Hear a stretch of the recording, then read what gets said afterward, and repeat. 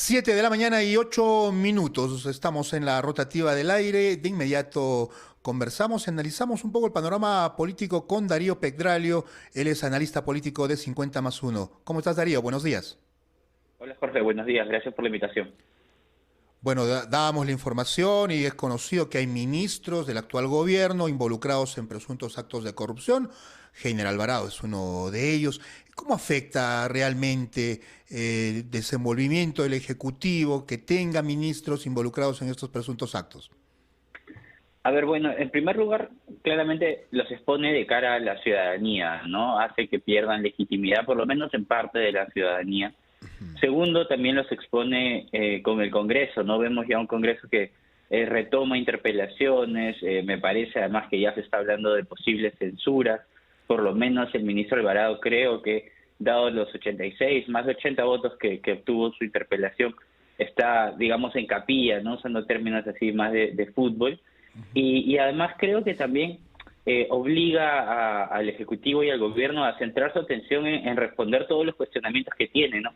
Ahora bien, también vemos cómo en estas respuestas está logrando también aumentar la popularidad, ¿no? Pedro Castillo. Entonces,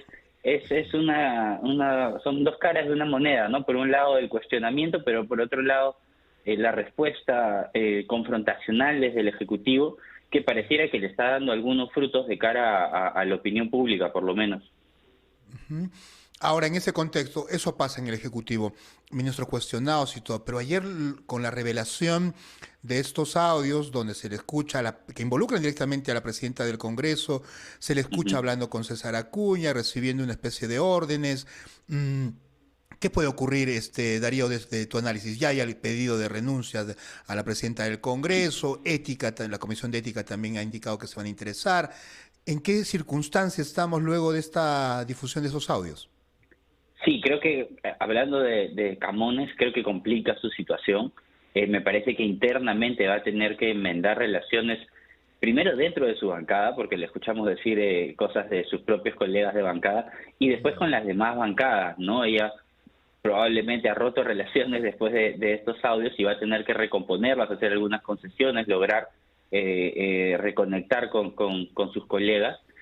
Y en ese sentido también no me extrañaría que aparezcan mociones de censura o intentos de removerla, ¿no? Ya hemos visto algunos congresistas que han manifestado la necesidad de que Camones deje el cargo. Entonces creo que es un inicio complicado para ella, que además hay que recordar, ya había tenido un problema similar cuando fue grabada haciendo algún comentario sobre Acción Popular, ¿no? Entonces no es la primera vez que ocurre y creo que puede complicar su labor. De cara a César Acuña, bueno, creo que lo que a él más le interesa ahorita es su campaña en regional, donde es favorito. Esto podría afectarlo, sin embargo, también podría él intentar darle la vuelta y decir que más bien lo que él está buscando hacer es trabajar desde el Congreso en favor de su región. Entonces ahí no tengo tan claro cómo podría ser la respuesta, quizás por un lado negativa, pero también podría ser positiva en cierta medida en términos que evidencia su interés en su región, pero me parece que en el caso de Camones sí es algo que va a tener que solucionar en el corto plazo o puede tener dificultades para hacer su trabajo.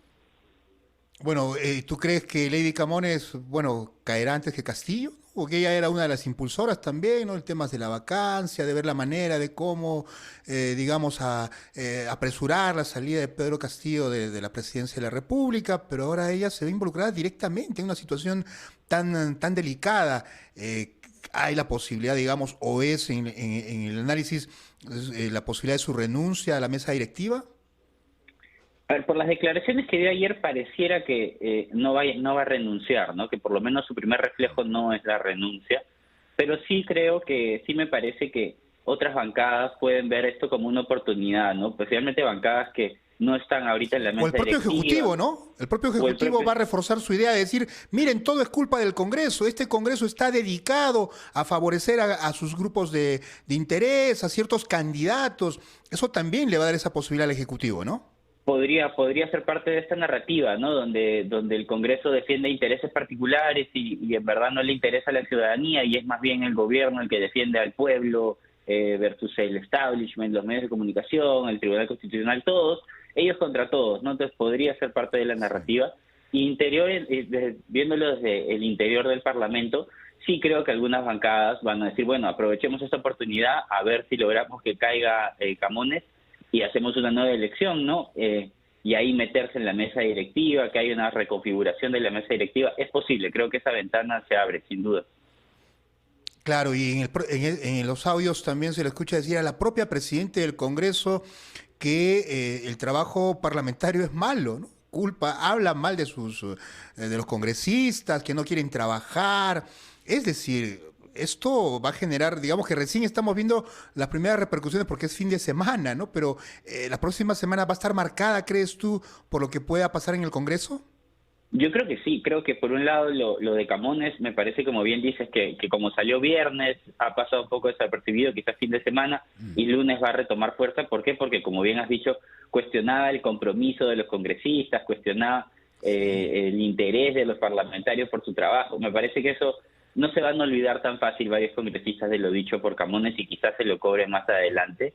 Y después tenemos las interpelaciones, ¿no? Que también ya van a situar el interés en el Parlamento, que me parece además había quedado en un segundo plano en esta lucha con el Ejecutivo. ¿Por qué? Porque la Fiscalía había cobrado protagonismo, ¿no? Me parece que también con las interpelaciones, esta moción de vacancia que se ha anunciado que todavía no se presenta, el Parlamento está buscando recapturar un poco de este protagonismo que más bien se había ido del lado de la Fiscalía.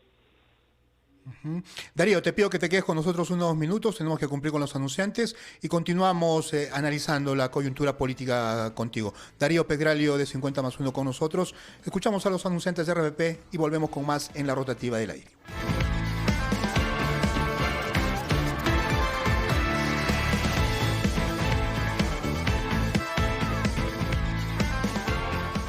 Continuamos en la rotativa del aire. Jorge Turpo con ustedes esta mañana. Estamos conversando con el analista político de 50 más 1, Darío Pedralio. La situación, la coyuntura política. Se vienen interpelaciones a más ministros del gobierno de Pedro Castillo en medio de toda esta circunstancia generada en el Congreso de la República por la difusión de unos audios que involucra de manera directa a la presidenta del Congreso, Lady Camones.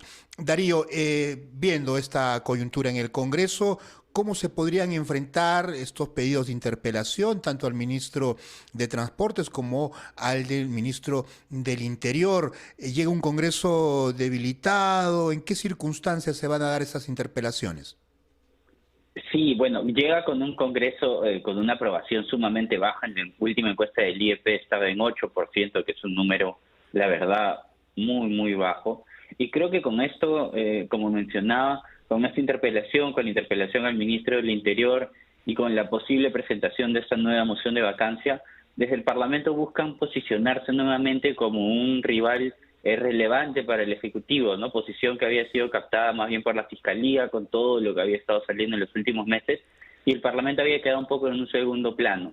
Yo creo que con esto están intentando recuperar un poco el protagonismo que tuvieron los meses anteriores, posicionarse nuevamente como un opositor relevante al gobierno, a Castillo, y en ese sentido me parece que incluso no logrando la vacancia, que es lo más probable, incluso no logrando las dos censuras, sino solo una, ya se vuelven a posicionar por lo menos como opositores claros, ¿no? De nuevo. Entonces eso quizás les sirva para arañar un par de puntos en la popularidad y situarse de nuevo por encima de 10%. ¿Por qué? Porque mientras el Parlamento mantenga esta popularidad, ese nivel de aprobación, muy difícil va a ser una alternativa relevante para la ciudadanía.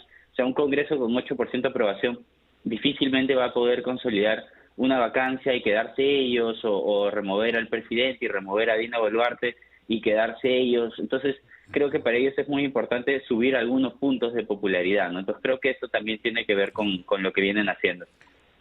Pero aquí vuelve a entrar en relevancia lo que ha dicho en una, digamos, confesión sincera la presidenta del Congreso en este diálogo interno en la bancada de Alianza para el Progreso, donde dice hay congresistas que no les interesa absolutamente nada el país. O sea, revela una situación que se especulaba, se analizaba, pero lo dice la presidenta del Congreso, ya sea como ella indica en un ámbito interno, pero es de interés público, ¿no, Darío? Es decir, que se reconozca que hay congresistas que no quieren trabajar, que tienen sus propios intereses, que digamos es un secreto a voces, pero lo diga la presidenta del Congreso.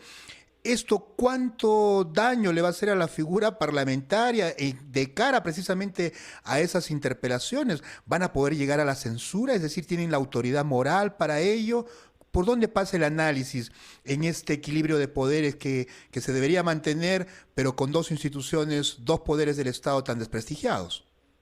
Sí, creo que puede afectar de cara a la opinión pública, por lo menos no ayuda, ¿no? Definitivamente ver a la presidenta o escuchar a la presidenta del Congreso hablar así de sus colegas, decir que sus colegas básicamente tienen poco interés por trabajar, no quieren trabajar un feriado, y lo decía además incluso de sus colegas de bancada, ¿no? Lo cual es muy llamativo.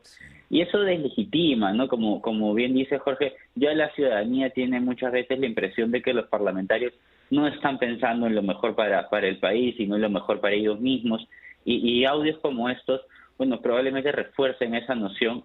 Y al final el gobierno se termina con una aprobación de 28, 29%, se termina consolidando, ¿no? Se queda más tranquilo porque dice, bueno, en la vereda opuesta están peor, mal que bien, nosotros por lo menos tenemos una base. Entonces ahí creo que desde el propio Congreso socavan sus posibilidades, ¿no? Socavan la posibilidad de posicionarse como opositores convincentes, ¿no? En ojos de los peruanos.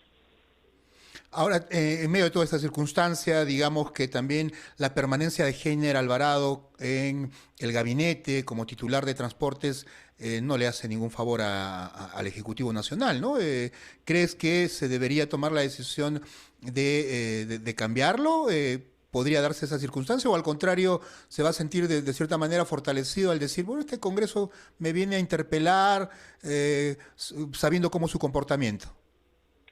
Mira, dado que han aprobado la interpelación con más de 80 votos y para una posible censura, que sería una nueva moción, pero que lo más probable es que se presente, dado los cuestionamientos existentes en torno a Alvarado, además el hecho de que Alvarado parece ser una persona de confianza para el presidente, es uno de los pocos ministros que ha estado todo el gobierno con Castillo. Yo creo que van a apuntar a una censura y la censura es posible que llegue, ¿no? Quizás Alvarado y Castillo digan, bueno, antes de que lo censuren, mejor renuncia, podría darse esa posibilidad y aprovechamos y hacemos algún cambio. Ahora bien, hemos visto un presidente en este ya poco más de un año que no necesariamente tiene los reflejos más rápidos, ¿no? Muchas veces demora en tomar decisiones.